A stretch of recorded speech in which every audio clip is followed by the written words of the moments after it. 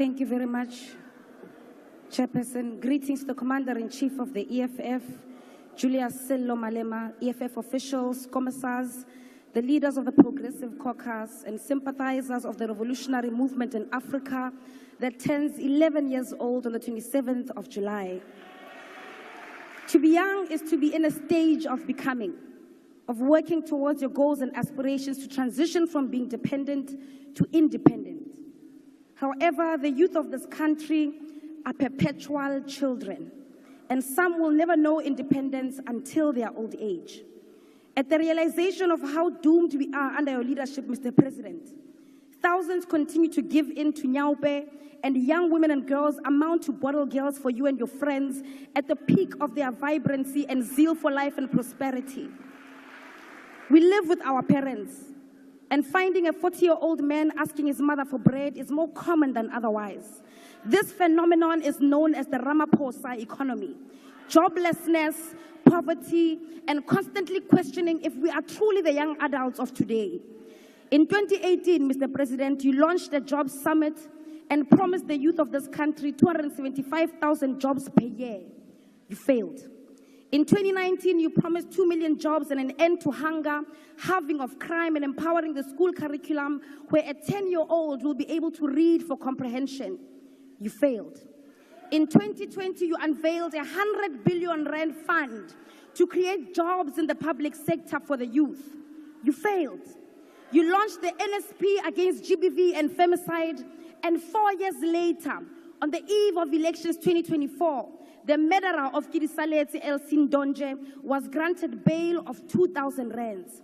You failed. In 2021, you spoke about building new cities, and the National Youth Development Agency would fund 1,000 young entrepreneurs in 100 days. You failed. In 2022, plagued by your own failures over the years, you promised the National Youth Service would create a modest 50,000 jobs in its first phase. You failed. In 2023, you came here and praised yourself for the youth employment service that placed 100,000 youth in peace jobs that lasted nothing more than 12 months. Once again, you failed. Yesterday, you came to this house and promised 2 million jobs to the youth of South Africa. It is thus fair and deliberate to then say that this time next year, the result will once again be not achieved and failed. When you became president in 2018, youth unemployment was sitting at 43%.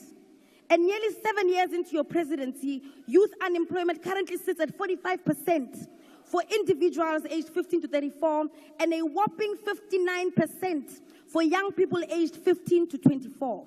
Your presidency is characterized by many promises and many failures. It is now apparent that as the youth of today, we must ready ourselves psychologically like the youth of 1976 for the biggest fight against the establishment. The establishment has charged you, Mr. President, at the forefront as the weapon that is formed against us. The youth of today, like Nelson Mandela, who is now hailed as an icon of peace, must be ready to be called terrorists. We must be ready to be called criminals. We must be ready to be jailed for crimes we did not commit. We must be ready to be character assassinated like Idam Mntwana, Robert Sobukwe, Nkgopotshe Tiro, Steve Biko, Winnie Mandela, and Julius Malema. But amongst ourselves as the youth of this country, we know who the true criminals are. We know who stole our land from our grandmothers. We know who stole our mines. We know who stole COVID-19 funds that was meant to keep our people alive. We know who stole Tembisa Hospital money. We know who stole SAA, ISCO, Sasol, Telkom. We know who is now stealing Eskom, Transnet, PRASA, and even privatizing our water. All the while, you are creating an impression that these are natural disasters, despite the fact that they are orchestrated by the true criminals of the government of today, deployed by the Oppenheimers. We know who stole the money that is meant to eradicate pit toilets in the Eastern Cape. We know who stole NSFAS money. We know the mafias of the Steenhof heist. We know the thugs of the Skills Development Fund, and we definitely know who the #1 money launderer is.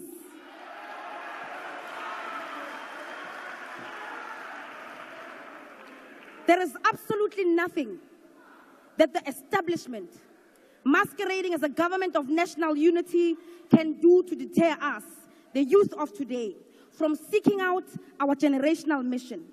The government of the ANC has not fooled all of us. It is under the ANC that we saw privatization of state-owned entities at a large scale, much higher than that of the apartheid government. A trail of privatization that is so aggressive that even our health care isn't spared through the NHI. The rise of the establishment and the collapse of the state takes shape under the government of the ANC. That is the legacy of the ANC today.